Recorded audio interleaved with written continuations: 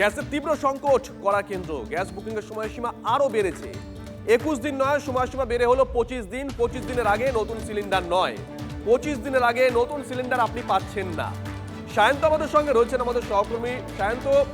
কেন্দ্রের দাওয়াইটা জানতে চাইবো, আমজনতার উপর এর কি প্রভাব, পজিটিভ নেগেটিভ কি বলছে আমজনতা? দেখো শুভজিৎ, মধ্যপ্রাচ্যে যে যুদ্ধ শুরু হয়েছে এবং যা ক্রমশ বাড়ছে, তার জায়গায় তুমি দেখতে পেয়েছো কিছুদিন আগে তেলের দাম বেড়েছে এবং তেলের শুধু পেট্রোলের দাম, জ্বালানির দাম বেড়েছে তা নয়, তাতে কিন্তু মহা সংকট দেখা দিচ্ছে বিভিন্ন দেশ জুড়ে। এবার কিন্তু সেই জায়গায় আসতে চলেছে গ্যাস, এবং গ্যাস যেটা জানা যাচ্ছে যে গ্যাস এই যুদ্ধ চলাকালীন গ্যাসের সংকট দেখা দিয়েছে, গ্যাসের সরবরাহ ক্ষেত্রে ঘাটতি দেখা দিচ্ছে, যে কারণে গ্যাসের সিলিন্ডার বুকিং এর ক্ষেত্রে যে সময়সীমাটা 21 থেকে বাড়িয়ে 25 দিন করা হয়েছে। অর্থাৎ গ্যাস বুকিং করার পর 25 দিন পর গ্যাস সিলিন্ডার মিলবে।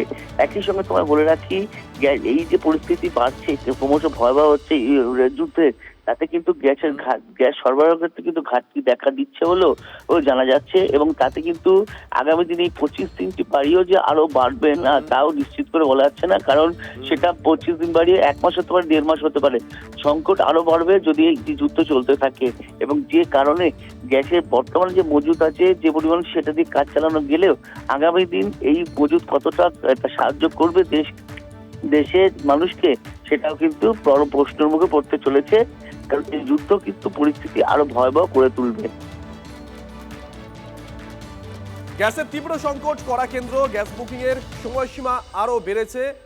আর 21 দিন সময়সীমা নয়, সেটা বেড়ে হয়েছে 25 দিন। অর্থাৎ 25 দিনের আগে আপনি নতুন সিলিন্ডার বুক করতে পারবেন না। 25 দিনের আগে নতুন সিলিন্ডার আপনি বুক করতে পারবেন না।